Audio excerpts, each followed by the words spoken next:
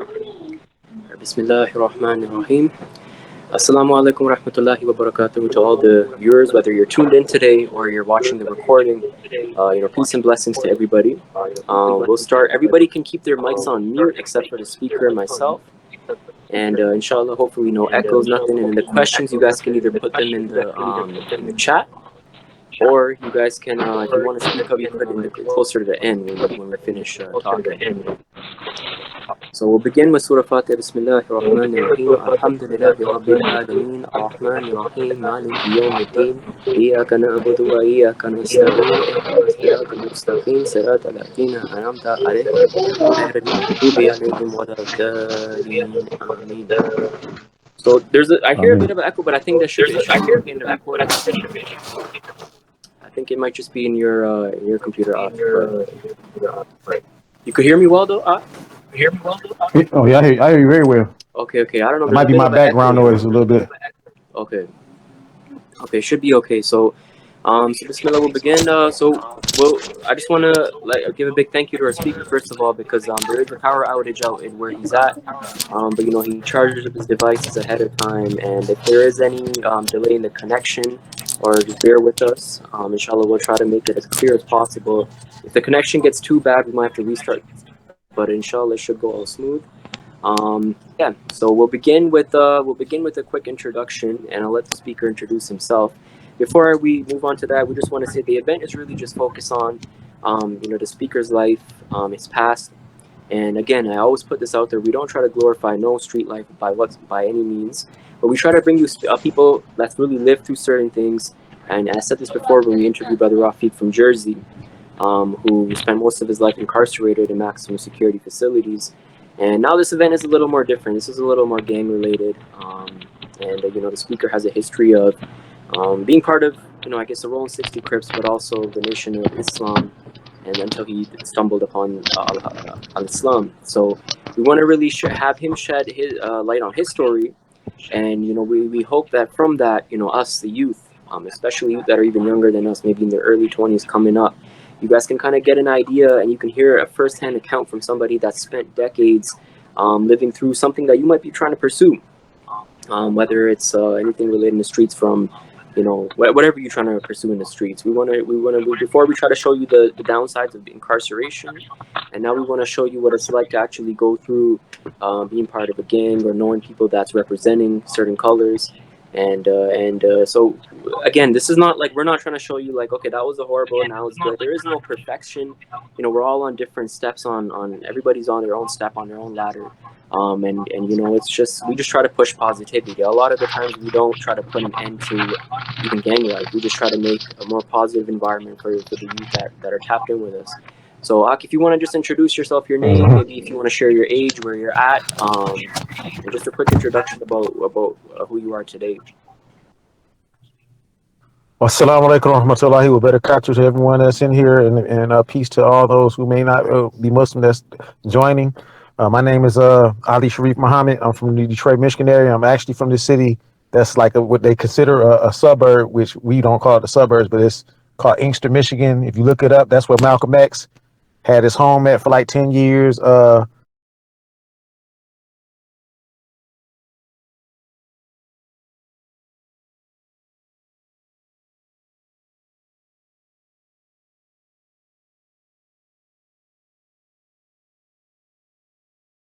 When Ford started moving black people up from the South to up here, it was like a city where it was predominantly black, because it was a certain time that black people didn't live in Detroit.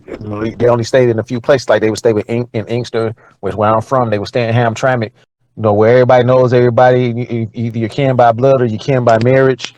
A lot of people grew up and went to school together. Me in particular, I grew up in the housing projects that's called Denby Terrace, that's out here with the nickname Little Saigon, and that's where I had got my introduction to gang life and street life and everything, because it was right in front of me. It was like, some people watch movies and they see it. I see this on an everyday basis. You open your window, look out your window, and walk out the door. You see the stuff that you see on movies. You see that on it's just an everyday thing. Right. And when you tapped in with us, like, I'm thinking Detroit. Even when we making the poster, we wrote Detroit first, but then we actually corrected it to Inkster. And that's interesting because a lot of Yeah, people here, even people out there in America, don't really know about Inkster. So when you were telling me about, the House of Malcolm X, that was definitely something that yes, stood out, and that it has roots with yes, Malcolm X and his people. So that's interesting. yeah, That's because very interesting. yeah, his brother Winford had owned a house here, and when he was released from prison, Mm. upon his release, he was released here in Inkster, Michigan, and that's where he did his first teaching and stuff at before he started Wow. teaching down at the Muhammad's Temple number 1. Okay, You Temple know, number. Okay. Okay. yeah, and even after he left the Nation of Islam, he still would come here because like I just did a tour where a guy that I know that's the historian in Inkster, he did a tour of like I said, the Underground Railroad and Malcolm X's beginnings here. And he even used that same house when they bombed the house that he had over in Harlem. Sure. He brought his children and his wife here in Inkster, Michigan, to that very same house. Wow. So yeah, Subhanallah.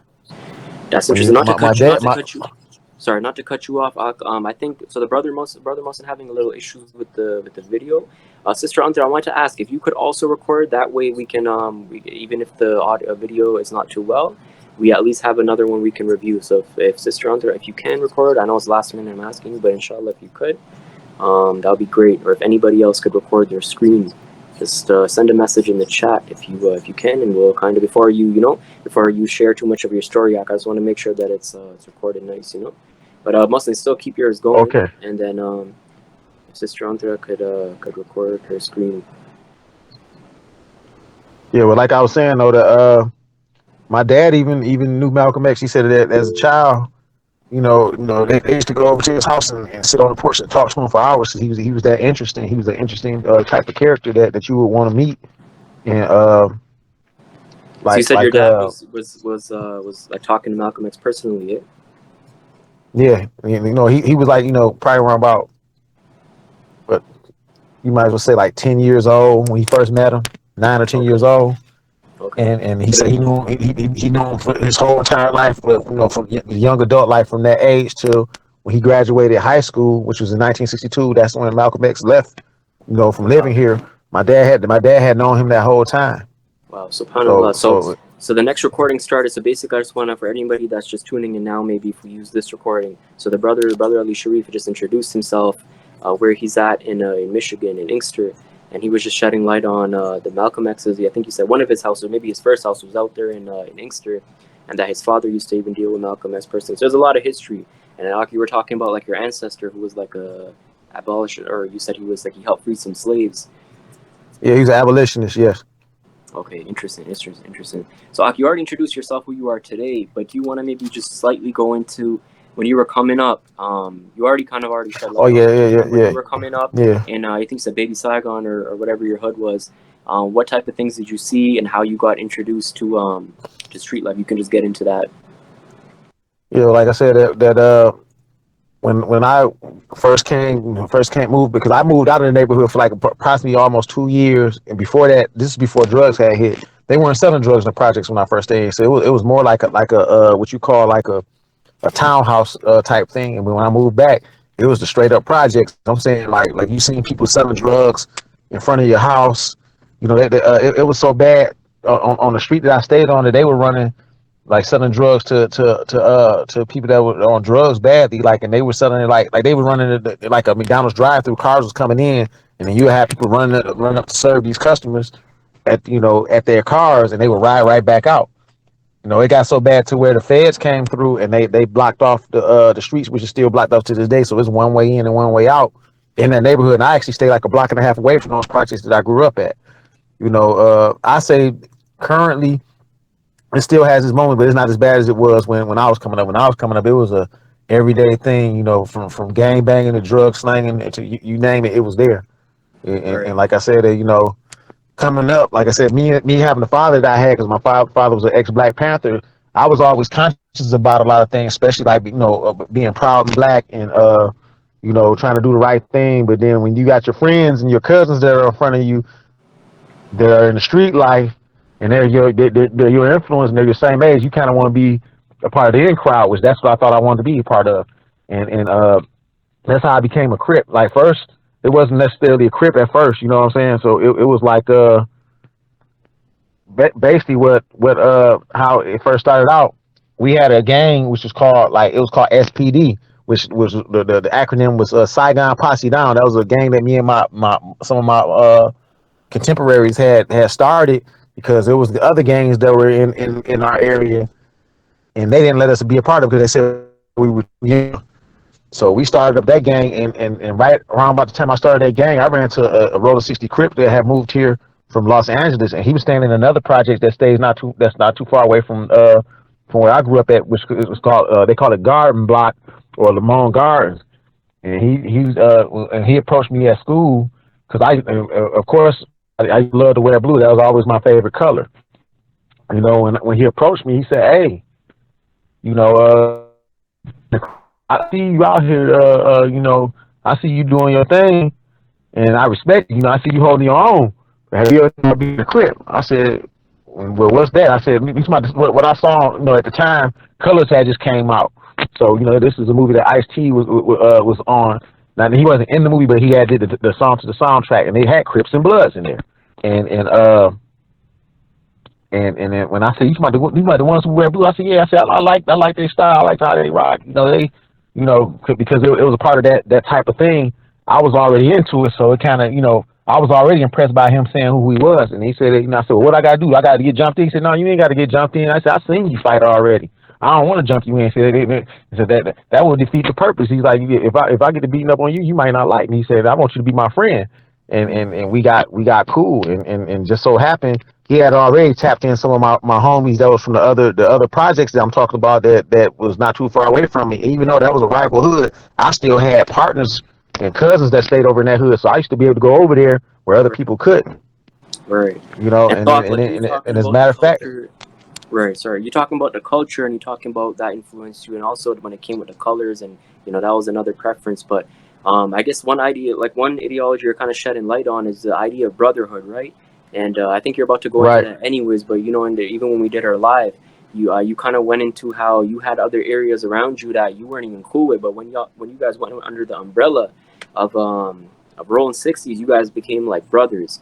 So that kind of like pushed you. yeah. That was so you can get into that as well. Like how that like the brotherhood idea is what draws a lot of youth into these Right, the communities. gang culture, yeah, right. Because you talking about acceptance, you talking about not necessarily protection. That's just one part of it. But you talking about brotherhood, camaraderie, people that you can run with, that you can call like you can call on when you need them. These are the things that stuck out to me because I liked it. And like I said, like he was saying about going into rival hoods, I went to rival hoods that other people couldn't go into, but I was able to go there because I had family in each one of these neighborhoods.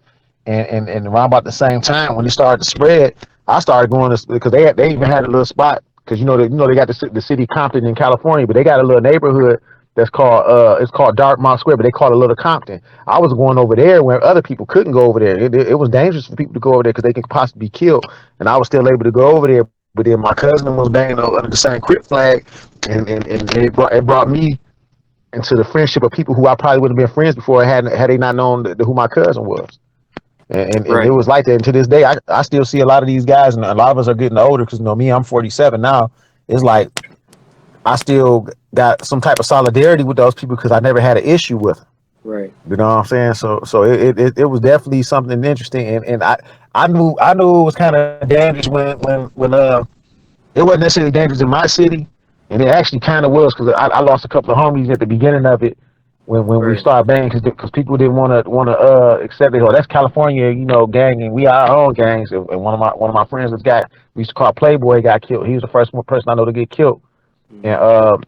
And so I knew it was that's dangerous when I went to right, Look, I went to Southwest Detroit, and Southwest Detroit has their own gangs. They have you got Hispanic gangs and black gangs and even white gangs down there. And I went down there with my flag hanging on my pocket one day, and they got a little heated for me. I had to jump on the bus and hurry them get up out of there because those guys were circling the block several times, and I knew it was about to go down. I called yeah, one of their big homies who I was cool with. I said, "Hey." I said, "I'm around here near the Cobras territory, man." I said, "They looking at me crazy." He said, "What you got off?" On and wore my Crip flag. I said I forgot to put it up. He's like, man, and they looking at me. You know, Right. and he's like, man, you And better get so up out of there. He said, right. them dudes ready to do a drive by. So yeah, it was more dangerous than I originally thought it was. Right, right. Not to cut you off, Fox. So, like, we were first talking about the whole part where it's brotherhood, it's all love, you connecting with people. But now we shed in light, we seeing the other side of it. So now it's like, okay, there's people that are in a certain area now, and you feel like it's limited because now when you go over there and you representing what you representing, they're not feeling that. So they don't know you as a person. But now you're talking about how it was dangerous. Mm-hmm. Like your life was in danger now that because you representing something that they don't appreciate. Um, and so, do you like you personally like, when you were coming up and you were representing what you're representing? I'm sure you lost some people to the gang stuff and to the representing. Yeah, I lost one of my lost one of my cousins to it because we grew up in the same house. And he actually moved to California, and I was getting ready to make my way out there. He got murdered by some bounty hunter bloods over in Watts. Uh, So yeah, that stuff was for real. I'm talking about we literally had to fly my cousin back home, back out here to Michigan just to bury him, and that took a minute because that's not a cheap trip or yeah, a cheap shipping. right, 100%. And that's exactly like, see, a lot of youth when they're young, when they're 12, 13, 14. I mean, you might think of the consequences, but you might think, nobody gonna really kill me about for what I'm wearing. But when you start representing it, they might have family members that's been killed by people that are part of what you're representing. So it gets crazy, man. And you go to certain areas and people are not appreciating what you wear, and it's like that's the power of just wearing a color. But it's more so just what you Mm-hmm. represented. And I'm sure, like you just said, you lost a cousin to that, and you guys grew up in the same household. So I'm sure that was tough for you to lose. Oh yeah, that actually put me in a dark place where I started participating in getting what you call getting super active. You know what I'm saying? So it was hold on a second. No worries, no worries. Yeah, and Press that being top button. and being super active, like I'm talking about, just means like being more involved, entrenched in the gang, like Press it. representing more, and No, quote the unquote what top they one. call gang banging. So that's called being active. And so when you're involved in the street life, um, that's usually it. You have to be, if you're on the front line, you have to be active. And so the brother Ali Sharif, when he was coming up, when he had fell under the umbrella of the Rolling 60s, like there's certain things that you have to do, and you might feel inclined to do them, you might not, but when you're part of something, it's almost like you pretty much part of an organization now. And so, like the brother talking about, he went to a next neighborhood, and they weren't appreciating him there. They don't know him, but they can clearly visually see what he's representing. And so now, an individual that could have walked anywhere probably, and there's still dangers around, but now that he's representing something, that they're feeling like it's a rival, that's a rival organization. Now it's like, and in places like LA and stuff, I mean, more so like everywhere there's gang life, there's that threat. Even here in Toronto in the GTA, there's a lot of brothers and sisters, and when I say brothers and sisters, I mean like Muslims that's from different areas, and when they find out like you from the other area, then there's people being killed, and we have examples of that in recent times. Just since we started MYR, we lost a few even rappers here in Toronto, and some of all these rappers that are rivals of each other, they Muslim, and so that was what really bothered a lot of us, and that's why we were really pushing. To start more of a brotherhood and start, our formula is not like we're not trying to really end because we're not going to be able to. It's hard for us to tell people to put it away, but as long as we can create an environment where there's more talks. There's people in LA doing a lot of this stuff, but I'm not seeing too much of it in Toronto. Probably because a lot of people don't see the need. A lot of people, even in our organization, might not see a need for this type of stuff because we didn't physically see the stuff going on. But if you drive 30, 40 minutes down to certain neighborhoods in Toronto, you would see it. You would see brothers and sisters praying in a masjid, but when they're out on the streets and they see somebody from a neighborhood right across, it's pure hatred, and we, some of us personally know some of these people, and there's a lot of ignorance going around, and we can't speak for every community, but we can help our brothers and sisters. At least that's a start. But here at MYR, we want to help everybody, whether they're Muslim or not. We want to create an environment. There's people in LA like Skip Townsend, and we're trying to connect with him. He's making gang members sit down and talk to each other. This is somebody that's from West Adam. He a blood. He grew up a blood. He older head now. He's like 50 something, I think. and he's trying to create an environment where young people can sit down and talk to each other, because it went from like back in the day in the 70s, I'm sure you can vouch for it, like people had a problem, they'd be throwing hands, they'd be fighting, but that changed drastically, especially with the crack era and moving forward when guns came into the picture. Even here in Toronto, when guns came into the picture, it's crazy. Like you have an issue with somebody, it's just these youth are just killing each other. And I knew a youth that got Oh killed yeah. before he even turned 18. He was a Muslim, and that's what really enticed me to start MYR, because it was like, this is crazy now. These young people is just dying, like people are just dropping like flies, pretty much. Even here, even though you might not think, but it's like that. Um, so I'm sorry. I knew I just started rambling because I knew you had to step away for a sec. But you good now, or you need a minute? Oh yeah. No. You good? Oh no. We good. Yeah, I'm good. Okay. No, but like I was saying, yeah, like I said, when my cousin got killed, that put me in a dark place. I said I found myself just becoming a bully or something that I just never liked. I never liked bullies. And found myself being a bully, and when you find Mm-hmm. yourself being a bully, that's never a good thing, especially when you're talking about dealing with people and people become afraid of you. I got the reputation where people actually became afraid of me, and some of them people still think I live by that rep to this day. And I tell them, no, that ain't me no more. That haven't been me in years. Yeah, but people Right. still say to this day, say, man, that cat right there, he don't play. You know what I'm saying? Right. That's the rep I got from that. You Yeah. know, Yep. and Exactly. And so I guess when you're, yeah, I was gonna say, I guess when your cousin got killed, it made you feel like it just rather there's usually two ways, and it usually goes that you get even more aggressive when you lose someone, especially to that gang life. You yeah. get more aggressive. You want to start doing more. You would start want to like attacking people that's from maybe a rival organization, a rival set, rival gang, whatever you want to call it. And that's where a lot of youth get super entrenched in the street life. When you lose someone close to you, and it's somebody from another side, you don't want to have no peace talks no more. Then it's on. And so I'm sure you felt like that Mm-hmm. as well when you lost your cuz. I'm talking about like the thing that's crazy about it. Like I even ran into like my sister-in-law. She has a boyfriend that comes from the Inglewood families, and they got torrentious beef in L.A. with the Mm. Rolling 60s. And when he asked me about what he's like, I see that stance you got. What set you from? I said, what you mean? So I know you from here. He said, but what set you from? Rolling 60s. So me and yo grab beef. I said, look at here, right here, man. I'm like, me and you are what? We in our 40s. I said, there's no beef. I said, we are grown men. I said, oh, yeah, I lost some homies. I'm pretty sure you lost some homies too. I said, but we grown men at the end of the day. I Yeah. say, whatever that was about, I'm not about that. Right. Right. Whatever that was about, you Right. know what I'm saying? So I think your it's connection's just getting like you're that's the approach coming from being. right. Oh, okay. Can you hear me now? Yeah, I can hear you. It's just a bit of a Can lag. you hear me? Your camera's off now, so I don't know what's going on. Oh, okay. Yeah, your camera been off. Um, but yeah, Now, inshallah, what I was saying is that what I was saying is that I believe Allah making me Muslim have actually helped me being able to what you call like settle beefs or make peace with people. right, Because right, I'm like I told you, I'm like whatever that was, I'm not about that. right, I'm all about uplifting the community, especially we already got a stigma here in America being already. So you talking about right, that right, with the inner city blues, if that you want to call it, the drugs, the violence, and we surrounded by this stuff on a daily basis. I said we already got a stigma against us. I said, so you being a blood from your hood, me a Crip from this hood, really right, don't matter because they're either one of us. right. We Okay, so we talking about you talking about the establishment, so to speak. right, right. Yeah, I think there's a bit of So a. it's a bit of a I can hear lag. you, but it's like there's a bit of a lag.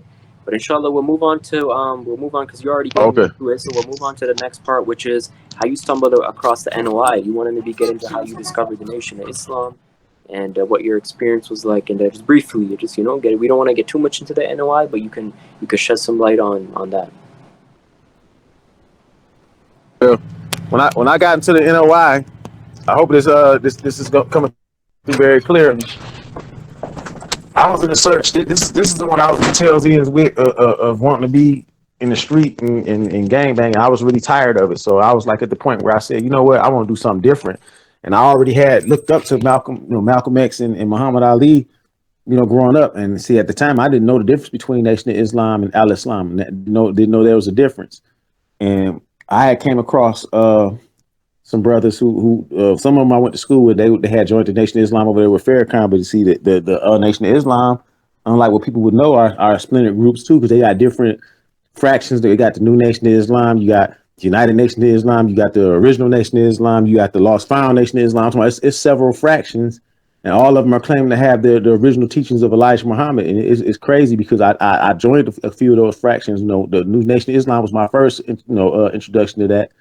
And what made me know that it wasn't the same as Islam, because when they were read ayats of Quran or even verses from the Bible, it would always equate to black and white, black and white. It had nothing to do with Allah, to Allah, the hereafter, which they don't believe in. They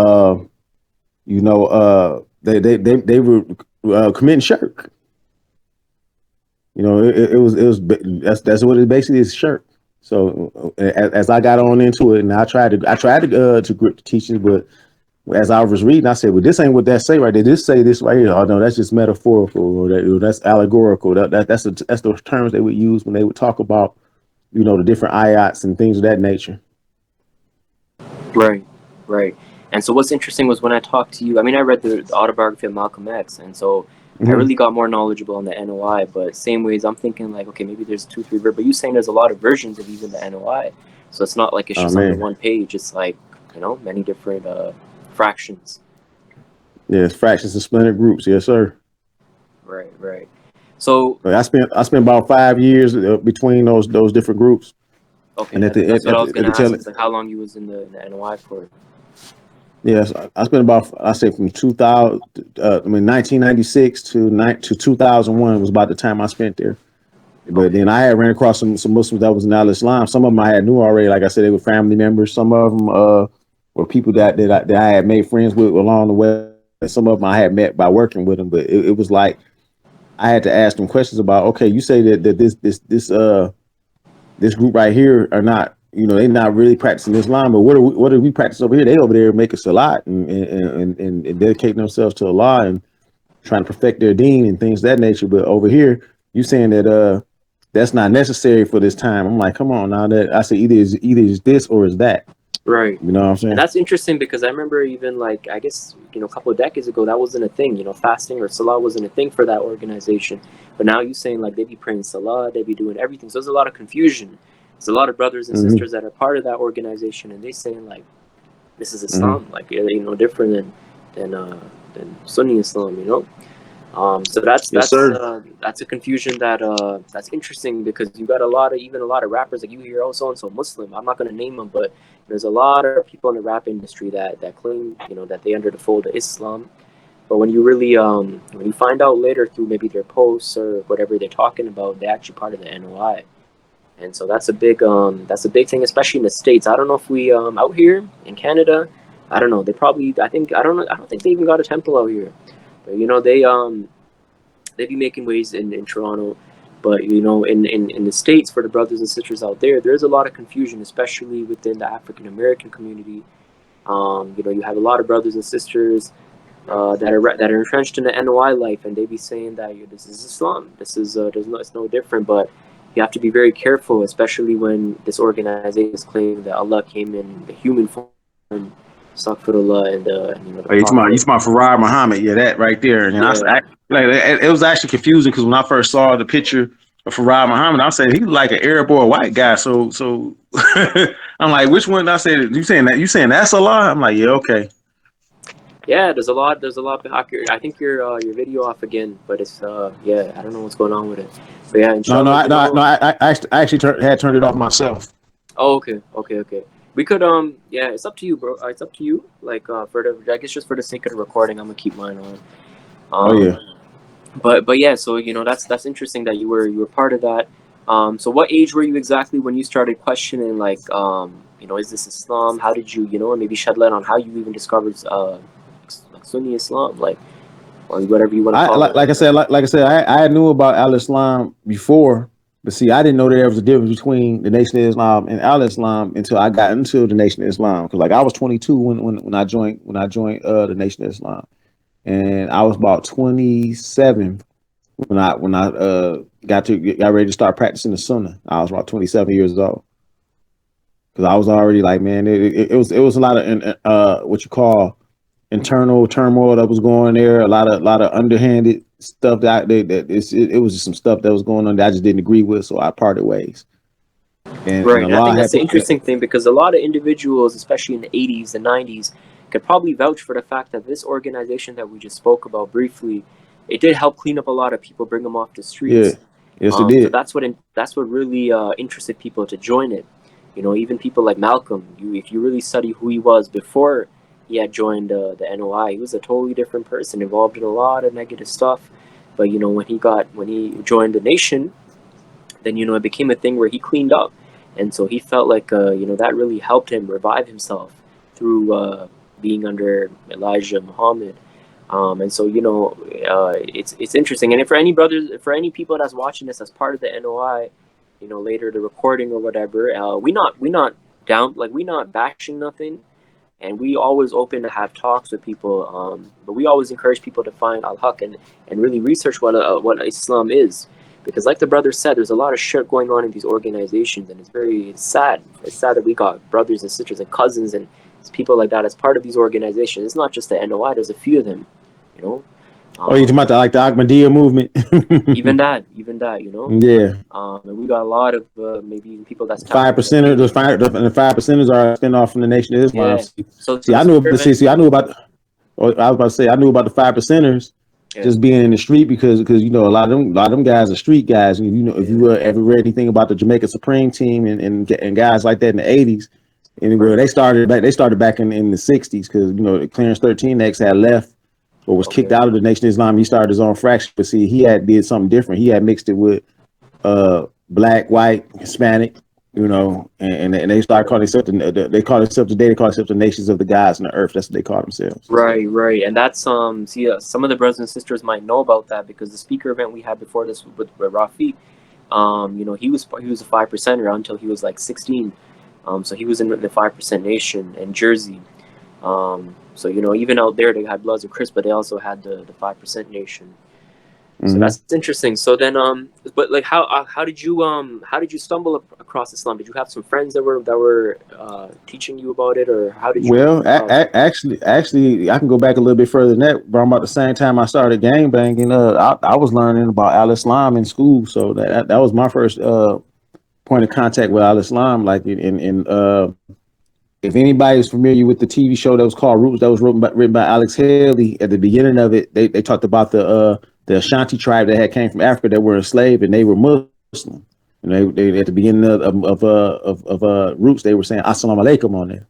So I had my familiar introduction during my scholastic years, like in high school and things of that. Because I learned about the Crusades. I learned about Salahuddin Ayyubi, Rahimullah. I learned about the thing about that stuck out to me about the whole crusade was Salahuddin Ayyubi and how he took over Jerusalem. But then they said after the war was over with, he had mercy on everyone there, and anyone that wasn't native of that land, he allowed them to go back home peacefully. And if they stayed, they stayed there peacefully. Right. So Yeah, so I Salahuddin so so I Ayyubi knew. is legendary. Yeah, so like between that and the Nation of Islam, I didn't know the difference because I knew about Farrakhan and things of that nature. But like I said, being a kid, you don't really pay that stuff that much attention because it's like okay, yeah, they Muslims over there. That was the thing with that because I grew up in a Christian church, that from a Mm, Christian family. right.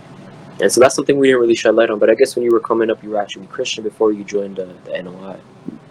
Yeah, but that was something that where I had my father being who he was, and he really didn't too much believe in Christianity. He said he just believed in God. He didn't believe in no organized religion. That's the type of dad I had. But when I became Muslim, he said that he agreed more with Islam than he did with any other religion. He said if I choose a religion, it would have to be Islam because how correct it is.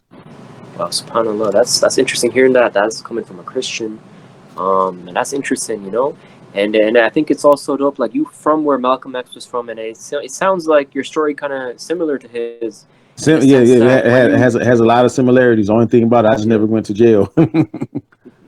Yeah, yeah, alhamdulillah. Hope Allah alhamdulillah, doesn't have to alhamdulillah. see be behind no bars.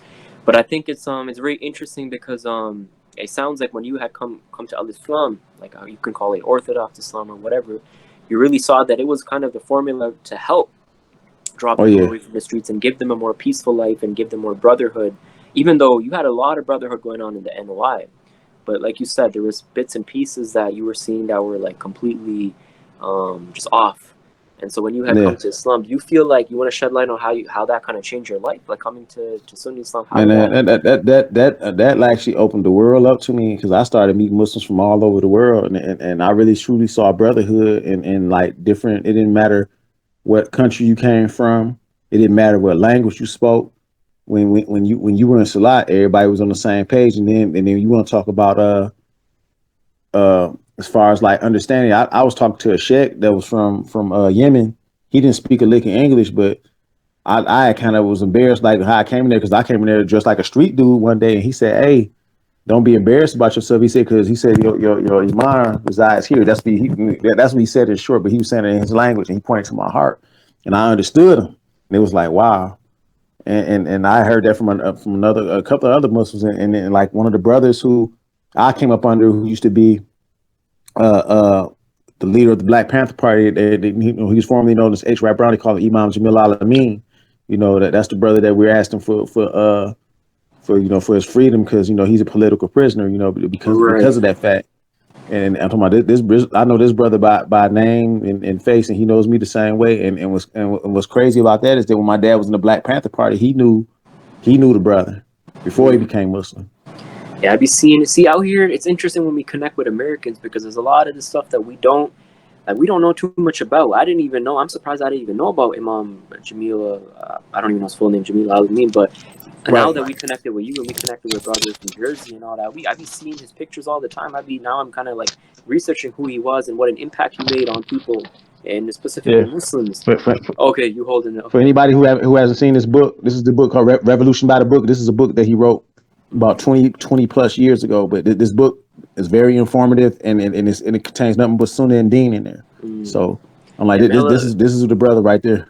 May Allah help everybody that's wrongfully, incarcerated behind I in mean, oppression the I system, mean, and give freedom to those that need freedom. Inshallah, I there's a lot mean, of people that are Muslim that are behind the bars, and if you really look into their cases, there was no solid evidence even a couple of decades ago. So it really make no sense how they still be locked up, and that's a whole other thing. But we already did an event on incarceration. You guys can check that out on our YouTube channel.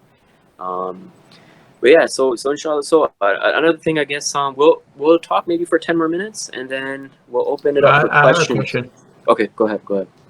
So, brother Ali, I had a question that did you ever reach out to any former gang members and try to convince them to come on the path of Islam, or any of them that you throughout your life, you kind of like guided them or mentored them into coming into Islam, just like you were guided into yeah, Islam? I had quite a few of them that came into Al Islam like after I did, because when I came back when I moved because I had moved to Detroit for a little while. Like I said, Detroit and Inkster, that's not a big Mm-hmm.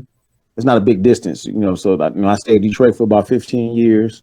That was during my Nation of Islam years, and even when I first came to the Sunnah, and then eventually I moved back to Inkster, like around about 15 years ago, and like I started dealing with the youth in the area when I moved back. Like it was crazy because when I first moved back to the neighborhood, I saw the gang that I originally started was now claiming blood, and it was crazy because I was like, man, what's going on? And I actually got a chance to speak to some of the people that that run with me and everything, and then we got to talk. No, none of them did come to Islam, but some of the youth behind them did. So I had like a couple of them that did become Muslim. Alhamdulillah.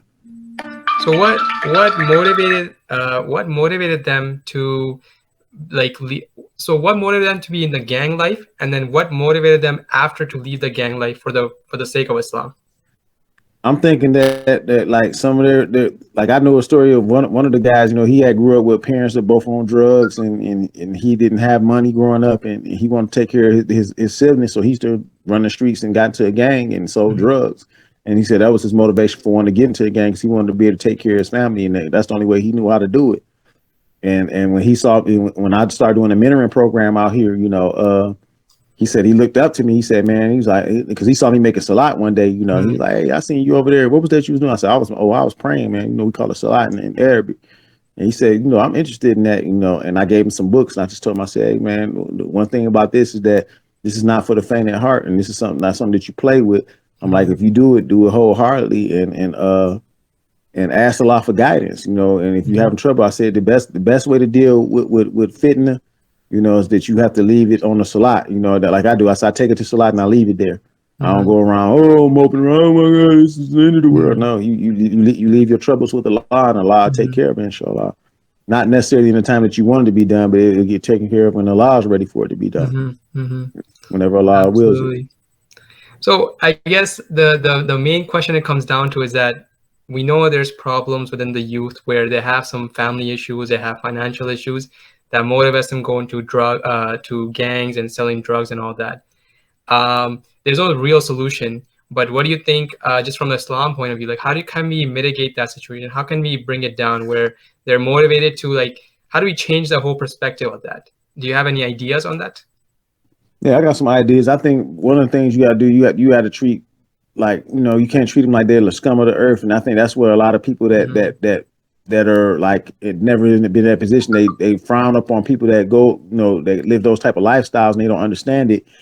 And then not only that, even when you get some that come out of that lifestyle and they act like they're better than those people. I said, you can never act like better than the people that you came from. You're supposed to treat those people the way you want to be treated. You're supposed to lift them up. It's not your job to what they say, cast a stone or judgment. It's all about upliftment and making people better people. And as a matter of fact, this is one of the sayings I was told by one of my imams. He said part of being a Muslim is leaving something when you can't make it better and leaving as it is, or make it better. Make it better or leave it as it is. Don't make it worse, but leave it as is. Yeah, absolutely. One thing I'm just gonna put it out there as a comment is that what I've noticed is that I'm sorry, I'm getting so many phone calls. When you make your reference, in which your source on which you determine what is right and wrong, from the self point of view or gang's point of view to just for the sake of Allah, that's where the mindset it really transforms. Because now before you were motivated by either the finance or the gang lifestyle, and it was all about using your own desires. It was all about like just being the selfless selfish individual. And then now your reference is back to Allah, where you say whatever Allah tells me, it is halal for me and it is haram for me. Now it's a complete mindset shift, and just like that, you guided and mentored the youth as well. Because once they change their mindset from the drugs and gang lifestyle to Allah's lifestyle, that it just comes down very easily. Alhamdulillah. Yeah, but like I was saying before, that's one of the things I noticed, that my life had changed when I started practicing Islam. Like it had changed for the better when I was in the Nation of Islam, but not to the point where it was when I practiced Islam. But it did not come without challenge, because of course we get what they said, we get one major fitna per year, and you get two within a year, but you get one that's major within that year. And I had to learn how to be patient. Practice sabr. You're practicing sabr with when going through that fitna. And that's one of the things I think that changed my perspective on how I approach people too, because I was like, you gotta be patient, not just with yourself but with people, because everybody's not on the same level at the same time, and sometimes you just have to, you just have to be patient with people. You can't expect people to be a certain way just because you're that way or thinking that way. Sometimes you have to let allow people to grow and let Allah deal with those people in a proper manner. 100%. Not to cut you guys off, this is dope, like what you guys are discussing. Just want to chime in on what you guys are saying right now. That's what we've been trying to, that's what I've been trying to follow that formula under MYR, is not being very careful when doing any type of criticizing, being very careful when dealing with youth, and not trying to shun certain things and make them feel like they want, because that's the only problem that I saw, was that in our community sometimes there's a big disconnect with people that's doing stuff in the streets, and then us practicing Muslims that are not involved with street stuff. If we come off as people that is being disrespectful or judgmental, a lot of youth won't even want to deal with us, period. And so that's why we don't deal with a lot of different people, like either law enforcement or stuff like that. We deal with strictly that's people that's lived through the street life, and bring them forward, and try to force the youth to really listen and try to hear people that's from their own environments. And we really want to be very careful when being criticizing or being judgmental, whether we're dealing with people in terms of mental health, under the mentorship team, or hopefully with the reform team dealing with people from the streets. So yeah, back Asim, if you had more that you wanted to discuss with Brother Ali. I don't know if he stepped away for a bit. No, I think that's all the questions I have. Yeah, I mean, I'm still here.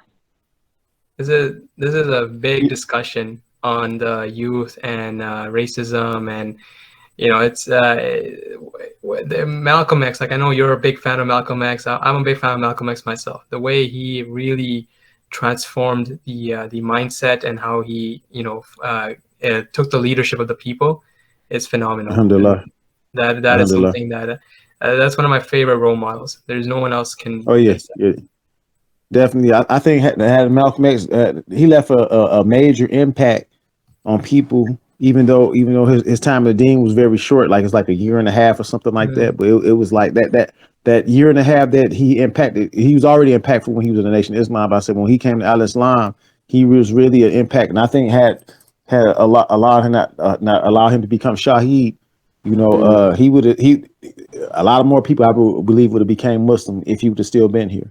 Because because if you follow Martin Luther King the way he used to speak before he befriended Malcolm X on a personal level, because once he went into the dean, he and Martin Luther King had a more personal relationship, and it seemed like the speeches that Martin Luther King gave had changed even after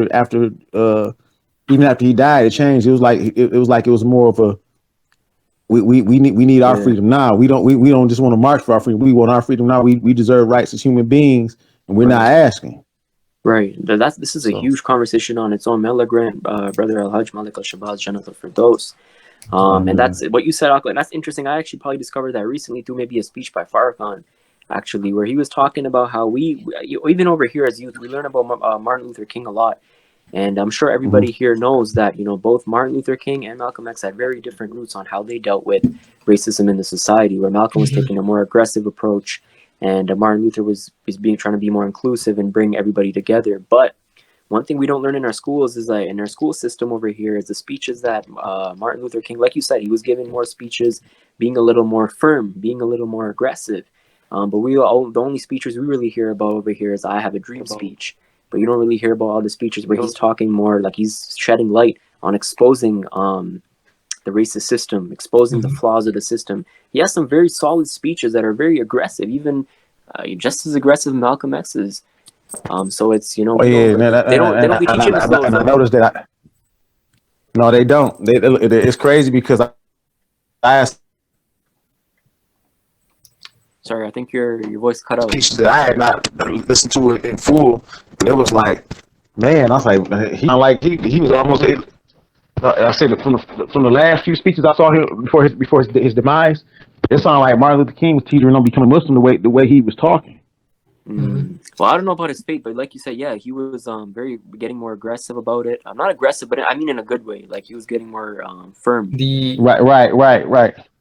The key difference that I find between the both is that Malcolm X was introducing Islam as a solution. That was his key thing. He didn't say that America's government was the one that was killing this, was solving it. He didn't say Catholicism was solving the solution. He said Islam was a solution to the problem that's in America, which is the racism problem. That's why after Hajj, he immediately declared that he does not see any segregation benefits. In fact, he sees nothing, no colors, but only being judged by the deeds, which Allah subhanahu wa ta'ala said. So if Malcolm X openly preached Islam, there's no way America, let alone America, the whole world does not tolerate that. That's why they erase him from the history, because Malcolm X openly starts his speeches with the name of Allah. Right? He openly preached Islam and said that is the solution. No matter how big his political platform was, he opened and ended the conversation with Islam. And that's why they feared a lot more of him, because they knew that if African Americans had learned about Islam and they joined Islam, they would have a fundamental belief on how to kill the racism in that day. Right? Islam doesn't teach you how to divide, it teaches you how to stay united. It unifies you. Right? So if every American, if every black person, if every white person, if every other culture person who has Islam were to be united, it's a dog. he's a dominant force. So this is where Malcolm X was. Yes, he definitely did say. He definitely said that. He said it would cure all the ills of racism in America. He did say that, and I believe because, and I said when I came to Islam, excuse me, I seen nothing but solidarity and brotherhood. Even though people had different schools of thoughts, they still did it in what you call a peaceful manner. But I've seen things where it's credible, not necessarily Islam. That's where the whole thing is being erased from the history. Yeah, brother, I think your voice cutting out pretty bad. Like I don't know if it's just me or maybe the connection a little bad. I might have to move around in the room a little bit. Yeah, I know it's kind of your situation. Yeah, that's when without the Wi-Fi, it's kind of tough. Is that better? Okay. Yeah, that seemed better for sure. Yeah, like you know. Now, what I was saying, what I was saying is what I was saying before. Excuse me for cutting you off. I would say that it's been internal strikes I've seen within the Muslim community, and it's sad because when Prophet Muhammad Sallallahu Alaihi Wasallam was here, there was no Hanafi, Shiite. You know that was I tell people that all the time. That was a political split. That wasn't necessarily a religious split. It's just that you had some that felt like the Sahaba or the Al Khalifa Al Rashidun were picked by handpicked by the people, which that's the way of Prophet Muhammad Sallallahu Alaihi Wasallam. And then some people felt like that Ali, because he was the cousin and the son-in-law of Prophet Muhammad Sallallahu Alaihi Wasallam, that he deserved the caliphate. And I tell people that I said that when Prophet Muhammad Sallallahu Alaihi Wasallam here, there was none of that. It was just one ummah. Just right, one and That's it. Exactly, and that's that's a key, that's a major factor of Islam, and that's when Malcolm, like Brother Hassan said, when he went to Hajj, he came back and he saw that, because even the movement he was part of, they were pushing for segregation as well, but more so for like a nation just for blacks. And so when he came back, he started seeing like, okay, now I went for a Hajj. He said he's seen white people that was Muslim, and I'm sure Aqua, you when you were coming up in the NOI, you might have had some friends that were white, and you necessarily didn't feel like they were the devil. So I'm sure that you went through that too. Yeah, I sure did. Because like I even asked, like I had met a Caucasian brother that was in Al Islam, and he was one of the kindest brothers I had ever met before in my life. And I had to ask them brothers over in the nation. I'm like, okay, so y'all saying that he's a devil? They say, yeah, he's a devil, but if he practices Islam, righteousness could be imparted into his nature. But that's just like that was kind of like a little you might as well say word game they was playing with like talking about certain things, because that's what they do. They are masters of the English language, not necessarily the entire language, but they know how to play with the English language though, in the word. Right. And that's what you see with a lot of these sects that are claiming Islam. There's anything that's man-made is going to have flaws, and so that's why as Muslims we have the Quran and the Sunnah, and inshallah we can adhere to that. And yeah, so inshallah I think we covered a lot of it. So after you talking about how when you came to Islam, that really helped your situation, just like it helped Malcolm's. And it's very interesting that you already had a connection with Malcolm. Your father knowing him, and you living in the same area that he was at. I guess you didn't see, like, have you ever seen Malcolm in person, or it was just like, I don't think you met him, right? No, I wasn't old enough to meet him. That was way before my time.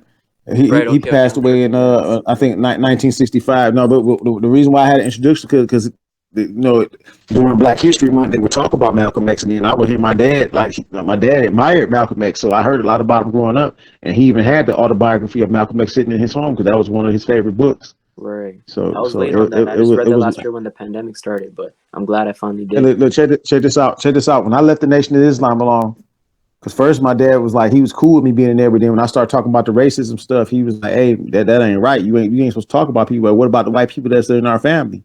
Which we do got some white people in our family. You know what I'm saying? Yeah, my dad, great grandmother was a white woman, and what's crazy is that when I came to Al Islam, and I went back and apologized to my dad for how I had acted with some of the statements I had made from being in the Nation of Islam. He said, well, yeah, I already knew it was going to just take some time for you got to the right thing. And he said, if I ain't never, and my dad also told me this, he said, if I haven't ever told you of anything, out of everything you did in life, you are a good father and you are a great Muslim. And that's what he taught me. SubhanAllah. Allah bless you, like you came across, you stumbled across the right path, and now you look like in 2021, we all talking here, and you've been Muslim, alhamdulillah, and you pushing for a more righteous path. So we can all use you as a role model, especially people that are trying to chase after that street life. There's people over here. So it's kind of like the opposite. Young youth over here, they already grew up in Muslim households. They grew up praying Salah all the time. They grew up reading Quran, but now they pursue because of either the rap industry or because of certain like just culture in general. And now you got the youth that are involved in different things that we didn't really see too much of even 10 years ago or maybe 15 years ago. You And got I seen it. Look, I seen it here in Detroit. Look, living in Detroit. Oh, I seen it. I seen some of the. I know a brother that was Hafiz Quran, and he ended up running in the streets, and I had to have a conversation with him. I'm like, I said, you know what? I'm gonna tell you something. I said, I spent my life trying to run away from that, and you run into it. I said, don't let yourself allow of shaitan to trick you out of your spot. I said, you Hafiz Quran, man. I said, don't just memorize it. Live those words and teach them, right, and not yes, right. that was just like I said, Yeah, I've seen it. I'm talking about African American youth that grew up in Islam, born Muslim. Yeah, Yes. even over here, you got a lot of African brothers and sisters that's Muslim. You got South Asians, that whether Afghans, Pakistanis. You got a lot of us West Indian that's over here that grew up in Muslim households, but we really trying to pursue the street life, or not just when I say street life, I mean like an umbrella of things. When it comes to drugs, you see a lot of youth getting into Xanax now. You get a lot of youth getting into perks. Like one of my homies just got, he's supposed to be on his call. I guess he's busy, but he got prescribed perks, and I was telling him, I'm like, I know the family member. I unfortunately have a family member that committed suicide. He was using perks heavy because he just had an operation. So I was telling my homie, I'm like, don't even touch them perks, man. If you can ride it out, like he messed up his shoulder. So if you could ride it out, just ride it out. And he said, those type of drugs are very addictive, highly addictive. They're opioids. Yeah, that's like a what you call this. It's a epidemic over here in America, and I'm pretty sure over there too, because it's especially since the pandemic happened. They said it didn't got worse. I can imagine, because that's what we're trying to do, a lot more online programs specifically for youth. We're having a hard time, but inshallah we can get more people even from out there Detroit to join. And I think it's important for you to have a place where they can kind of like talk about bigger and better things when they're kicking it sometimes with their friends. It's not even a conversation if you're not on something, if you're not abusing some substance. There's no conversation, and it's sad. Me personally, like, we over here far from Toronto, but we grew up with people abusing things like MDMA. And up to this day, I got some of my close people that still don't find it a big deal. It's like, oh, it's just M. It's not a big deal. But you got these same people that's having so many health complications now, and having so many mental issues now, and we try to push a lot about suicide awareness. I know, like, maybe three to five different people that already committed suicide. And two of them were close family members, and two of them were my cousins. So it's crazy. Like, I think there needs to be a lot more conversations going on. That's what we try and tackle so much in MYR. And whether or not we're being successful, that's up to Allah. So we can just pray.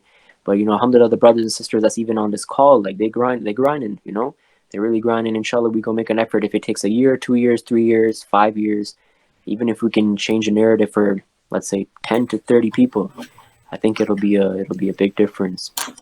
There's a saying that one of the famous sheikh came to a podium, and he saw the attendance was very limited. It was very, very little. So one of the spokesperson told him, "Do not look for followers. Do not look for followers in the crowd. Look for the righteous people, or look for the faith of the people." People who are more delved into Iman, like the people who are righteous. The point of saying is that Hazrat Nuh alayhi salam spent 950 years on earth, and he only could get like a few followers. So while our goal is to get as much as followers, as much as people as we can, as long as we do it for the sake of Allah, as long as we keep our mindset and our motivation just purely for the sake of Allah, attendance doesn't really matter. It's all about how much effort we're putting in. And inshallah, Allah will help us at every along the way. Inshallah. Exactly, and that's the thing. Sometimes I'll be on the same thing. I'm like, how do we not have more views? Because we reaching out to a lot of influential people, but like you said, also, we have to make sure our niyyah is pure, and inshallah, Allah will help us. But we still try to aim for the highest, and alhamdulillah, we doing pretty decent. Like, even though we don't have a huge following, we got influential people that we reached out to. Whether it's in different places across America. You got even like legendary rap artists like BG Knockout following our page. So inshallah, we can do an event with him. We're supposed to. Inshallah. We're supposed to do a talk with him from a while now. You know, it's easy his right hand. Inshallah. So you know, I mean, we try to find interesting people because that's what sometimes the youth are drawn to. You know, they're drawn to people that they want to hear, that have a certain rap sheet and they have a certain experience. When it, you know, even when it came to the gangsta, we went right to the source. Like, I think you've seen it too, where we talked to the Raymond's daughter, and I think the last 2 minutes of that interview were key, because she talked about, she was just said straight up, like, my message to the youth in Toronto is just don't follow the same formula we've been following in LA. You know, we lost too many family members to this stuff. We don't want you guys to do the same thing. So we go right to the source. You know, I'm glad we connected him with the family of Raymond and different people, like even in Long Beach. And so yeah, if you anybody else have any unmute your mics, guys. If you have any questions, just say it to the brother. You know, this is your chance to talk to somebody that's lived through these type of things. So even though I would say, alhamdulillah, everybody on this call, we're not even entrenched in street life, but I think it's interesting if we can ask some questions, especially people that's going to watch it after. So whoever, you know, brothers or sisters, if you guys have any questions, just mute your mic and inshallah just so I'm actually gonna take off, but Brother Ali, Jazakallah khair for coming to our event today and spreading the knowledge. And inshallah we'll keep in touch. Well, anytime, inshallah. Whenever you need me, inshallah, I'll do my best to make myself available. Inshallah. No, great conversation. I'm always interested in learning about the hood and how to actually transform the youth. That is the whole point. So me and Fareed and everyone else from the MYR team will definitely stay in touch with you. And you know, it doesn't have to be an event. Maybe we might just call you out of the blue just to have a conversation. Oh yeah. So I'm all for it. All right, take care to everyone, and Jazakallah khair for MYR for organizing this event, and inshallah we'll see you all guys soon. Take care. Anybody else have any comments, any questions for the brother? Inshallah, speak up. If anybody, if you don't want to be in the recording, then just message me and then we can wrap up the recording. I guess we have 3 people recording, so alhamdulillah, you guys can email me them and sister gentlemen, how's it going? So yeah, guys, what we'll do is we'll wrap up the recording so that way you guys are more comfortable to speak, so it's not on the YouTube. So for anybody that's watching this on the YouTube, you know, Jazakallah khair for tuning in. We hope it's benefited you. We make dua for everybody, you know, all the brothers and sisters, whether in Islam or in humanity. May Allah grant us hidayah. And you know, ربنا آتنا في الدنيا حسنة وفي الآخرة حسنة وقنا عذاب النار. Jazakallah khair. And for all 3 the brothers and sisters that's recording, you guys can end off the recording. And maybe just shoot a message once it's done, and then, you know, people can speak up freely.